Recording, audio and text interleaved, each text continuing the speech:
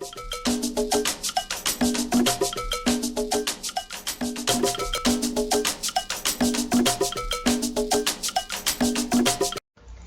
everyone, this is Rachelle. Thanks for clicking on my video. And what you're looking at is a very majestic home down in South Carolina. It's very beautiful. The grounds of it are they're charming. But it is not a place that I would be willing to have dinner at. And here's why. And I have a story to tell you about this place. Okay, so the story that I'm going to tell you involves this black man who lives in Michigan now. He says that as a child, like most Northerners did with their children, he was sent to the South for the summer. He said that the relative that he was visiting, that he would stay with over the summer, was a grandfather. And he said that when he got there and they would pull up, this white man would open the door and run down the stairs and hug him and be so happy to see him.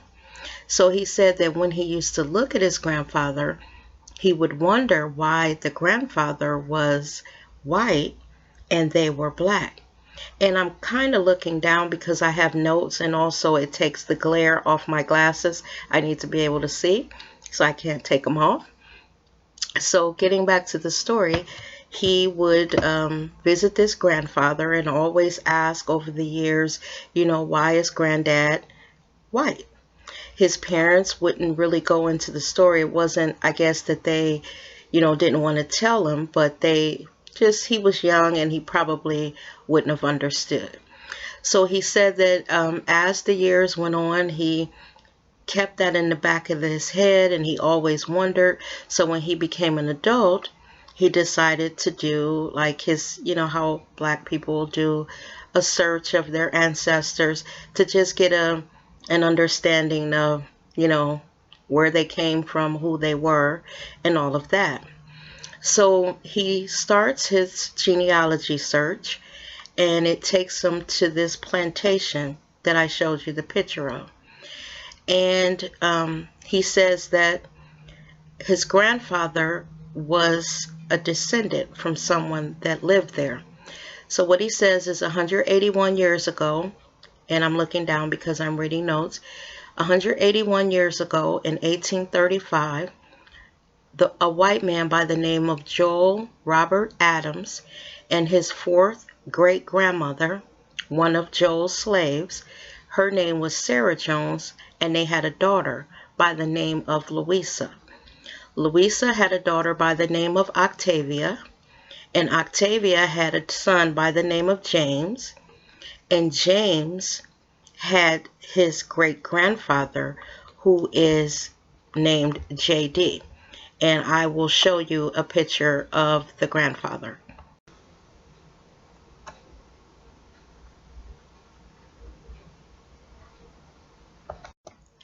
So that was the grandfather. Now what this black man did is once he traced his roots back to that house, that plantation, he realized that one of the descendants of that Joel Adams still lived there, a white man by the name of Robert Adams. So what this guy did is he made contact with him. And they spoke, and this guy, his last name is Stewart, he set up a meeting and he went there to meet the descendant of the people that had enslaved his ancestors. And I will show you a picture of that man.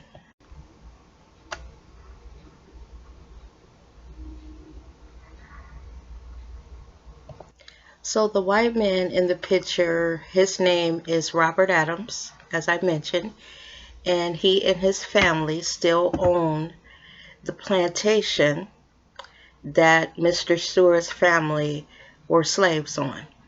They say that the plantation was passed down through the generations since 1766, and it's now open for educational tours as well as a bed and breakfast.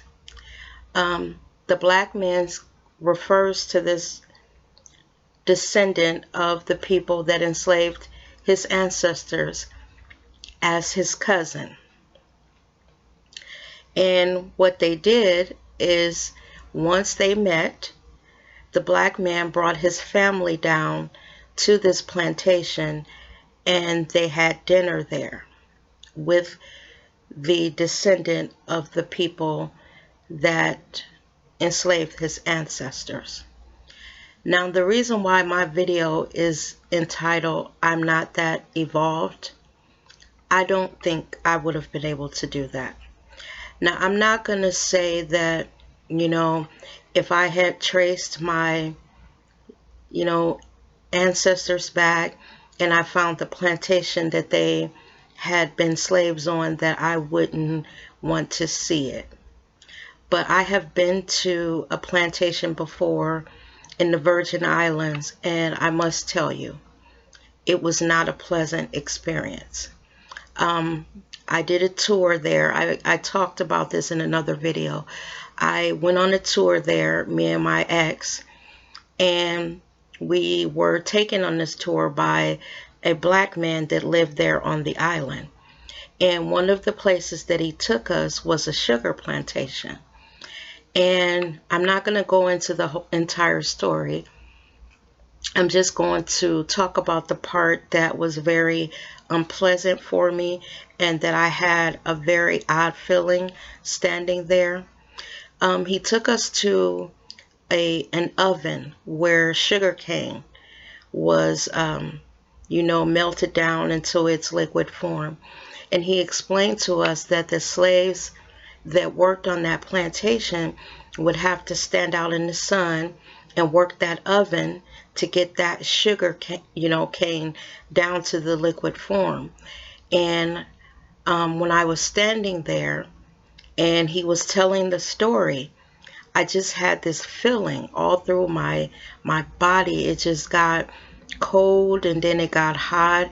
And I'm not saying that I had like some,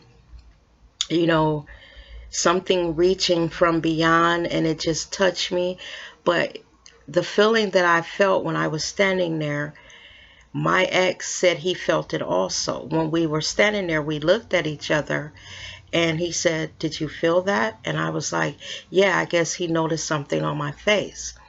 I think what we felt is that we were just standing there where, some slave, hundreds of years before had toiled and, was out in that sun, just slaving all day over that sugar cane. And it was not a good feeling. And what we did is we stopped and we said a prayer. And we told those slaves that, we come back as tourists. We understand that you toiled and died here. And we just want to let you know that we made it. We're free now. And that we're still fighting for our freedoms. We just felt like we had to say it because we actually truly felt something standing there. So getting back to this story, like I said, I could go there, but I could not sit down and break bread with the descendants of the people that enslaved my ancestors.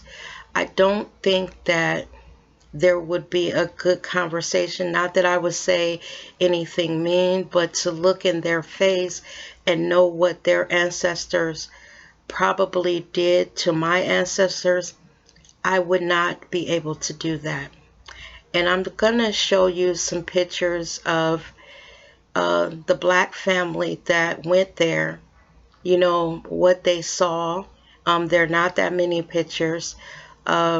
But it's a picture of one of his grandmothers that lived on that plantation. It probably more than likely would be the grandmother that lived there when the slaves were emancipated, because more than likely the ones prior to that, there aren't any pictures of them because they were slaves, and this woman probably was the last one that was a slave. So bear with me while I show you the pictures, and then I'll come back. This is a picture of his grandma, and this is more than likely the last grandmother that was a slave. She was the grandmother that lived through the emancipation, so she was freed. This is them standing in front of one of the slave cabins with the white guy, Robert Adams. This is them as they enter it. And this is them sitting down to what he described as a very pleasant dinner. Okay, y'all. Is something wrong with me? Am I so scared to face the past that I could not sit down with someone's descendant that I knew had done unspeakable things to my ancestors? You know, some of the stories that my grandmother tells me and some of the stories that my grandfather told me when he was alive. And we have a slave in our family that we know of that was the last slave. And my grandmother says that her name is Grandma Gooley. And my grandmother talked about the whips, scars from the whippings that my Grandma Gooley had, and how Grandma Gooley told my great-great-grandmother how the master put salt in her wounds and it made them like welt even worse. Now, my great-grandmother, for a time, she lived in our house. My mother was taking care of her at one point when she got out of the hospital, and you know how they can't be alone, so she stayed with us for several months, and she was blind, and we used to have to, as kids, take turns taking her plate up to the room and making sure she had cold things to drink, and we would just sit in there and talk to her because she was blind, she was scared to come down the stairs. And she wouldn't allow anyone to carry her downstairs. She just stayed up in the room, so we would all go up there and visit with her. You know, if you've ever grown up where you lived in a house with older folks, you were always, you know, told stories about the past. And my Grandma Gooley, my great-grandmother told me about the slave that was Grandma Gooley in our family. And I just, after hearing those stories, I couldn't sit down with them. Now, this guy says that, and this is the black man, he says that Robert Adams, who was the descendant, wasn't the one that enslaved his ancestors. And he says that he, the black man, had never been a slave. So he was going to put the past behind him. And he actually, again, as I said before, said that this is his cousin. I'm not that involved. I'm just not. I could not do that. I would be so angry. And I know that that person did not, the one that's the descendant, did not enslave my ancestor, but man, that's some, I don't want to say it, but that's some bullshit. He's a very, very strong man, because if I was sitting there looking in the face of that person, knowing that every room in that house, my ancestor probably, went through something just awful, horrendous, treatment, and that as a woman that my ancestor was raped in that house. That she didn't have free will to tell this man, I don't want to sleep with you. And then after being raped, she was pregnant and she had to carry that master's baby. And then what happened to the baby? And You know, these stories that we have about our past, they are not good. You know, they're not good. And to sit down at a table and break bread with someone, I would be just sitting there thinking, you son of a bitch. You know, our ancestors' toil and treatment and, you know, enslavement is what has made you a property owner, where you could pass down this plantation, where your family could pass down this plantation for generations. And as black people, we have no land that in America that, you know, we could comfortably pass down. Now, I know that there are black families that live on land that is theirs, but if you read some of the stories about when black people were emancipated and they had little bits of land that, you know, they had traveled north and maybe bought or traveled away from the plantation and they were able to get, it was so hard for them to keep it. The white people would come along and burn down the little homes that they were able to build, that, you know, people wouldn't sell them goods, and or they would cheat them out of, you know, what they were paying for. Just all kind of unspeakable things were done to them. So when I think about myself, people, and like I said, I am just one little black girl here in America, that I am fully aware of, you know, what happened to us. And I say us because those people that were slaves, they are part of us. If you ever go to a plantation, you're going to feel something. You're going to feel this coldness, this and then this rush of warmth go through your body, and I truly believe that that is our ancestors speaking to us. They feel that we are there and they want to know why we're there. You know, I believe they're curious.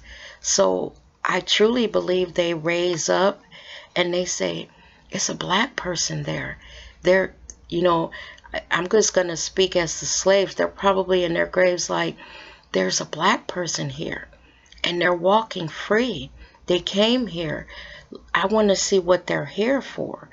And I believe that when me and my ex felt that, that was those slaves, you know, just waking up and saying, there's a black person here. What are they here for? Are they free?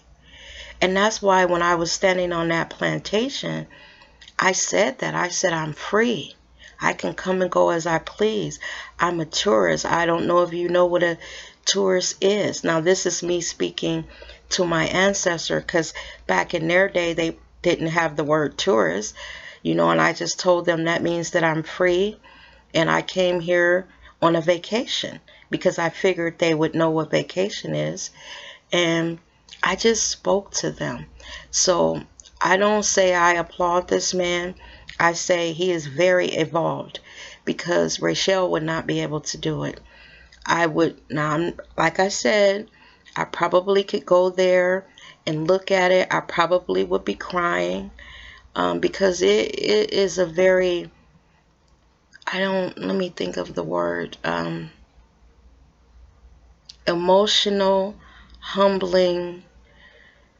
It just really rocks you to your core, because if you stand there like I did and just close your eyes and let whatever's coming through to you, because I was not afraid, but I know I felt something, and I know my ex felt something, because in the beginning, when we both realized that we both were feeling it, it was a little scary. But then when we just realized that it was them just being curious why we were there, we were happy that we actually felt it. And this guy, this black man, You know, he said that he's going to go back. He's going to take his family back. He's now found his long lost white cousin, and that they're going to be, I guess, family now. I couldn't do it, y'all. I would really like to hear what you guys think about this story, because this man is very evolved. Rachelle would be done after the tour. And then, you know, it really gets me that now this is a place of education and a bed and breakfast, and people are doing tours of the cabins that our ancestors lived in. And you know, the cabins are not quite the way they were when our ancestors were there. You know, they didn't have all the creature comforts, and it wasn't all homey, and, you know, I don't believe it was like that. I believe that they just had the bare necessities.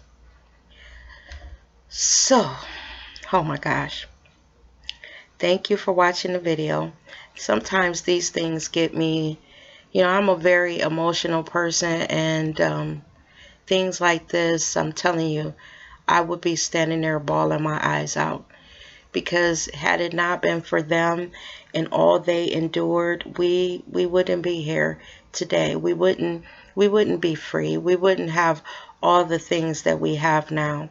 And sometimes I think as Black people, we don't forget, you know, we don't forget, but we don't show our appreciation, I believe. And I teach my kids to please don't forget, you know, where we came from. And, you know, a lot of people don't like to think about it, but this man not only is thinking about it, but he's calling this man his cousin. I mean, really? I mean, is it just me? Am I the only one just like outdone by this? When I read this, I said, I'm doing a fucking video on this. This shit is crazy. And with that, y'all know now how I feel. That shit is crazy to me. I mean, really, I couldn't do it. But like I said, if you have comments, please comment in the comment section and tell me what you think of this. Thanks for watching my long video. I was outdone by this story. You guys have a great evening.